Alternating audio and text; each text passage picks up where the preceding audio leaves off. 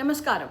நம்பிக்கை என்பது கடவுளிடத்திலும் நம்ம வாழ்க்கையிலும் எப்படி இருக்க வேண்டும் அப்படின்றதுக்கு இந்த ஒரு சின்ன கதை ஒரு உதாரணம்.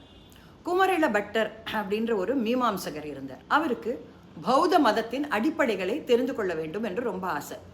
அந்த காலத்திலலாம் பார்த்தீங்கன்னாக்க அந்த மார்க்கத்தை சாராமல் உங்களுக்கு அதெல்லாம் சொல்லி கொடுத்துட மாட்டான். அதனால இவர் ஒரு பௌத்த மதத்துக்கு ஒளிந்து சென்று அப்படியே ஒளிந்து ஒளிந்து ஒளிந்து அவர்கள் பேசுவதெல்லாம் கேட்டு அதனுடைய அடிப்படை என்ன அப்படின்றத தெரிஞ்சு கொண்டு ஓடி வரார். அப்போ அந்த பௌத்த மதத்தை சேர்ந்த ஒரு சிஷ்யன் இவரை பார்த்து விடுகிறான்.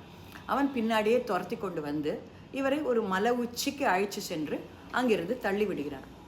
அப்போ அந்த சமயத்தில் குமரில பட்டர் என்ன வேண்டிக்கிறார் அப்படின்னாக்க, நான் கற்ற வேதம் சத்தியமானால் இது என்னை காக்கட்டும் அப்படின்னு சொல்கிறேன். சொல்லிட்டு கீழே ஊந்துடுறார். விழர்ச்சே. ஆனால் அதிசயமாக அவர் சாகவில்லை.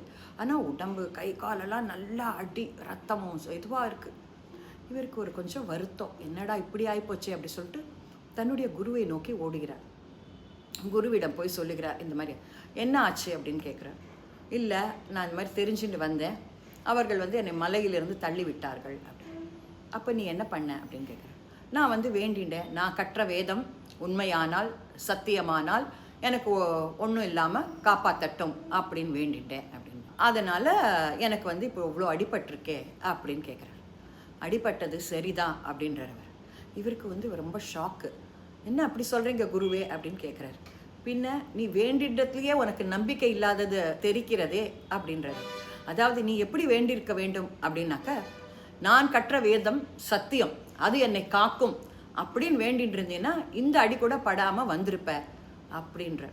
இதுலேருந்து நமக்கு என்ன தெரிகிறதுனாக்க, எவ்வளோ தூரம் நம்பிக்கையாக வாழ்க்கையில் இருக்கிறோம், கடவுளிடம் நம்பிக்கை வைக்கிறோம் அப்படின்றது புரியுது. நமஸ்காரம்.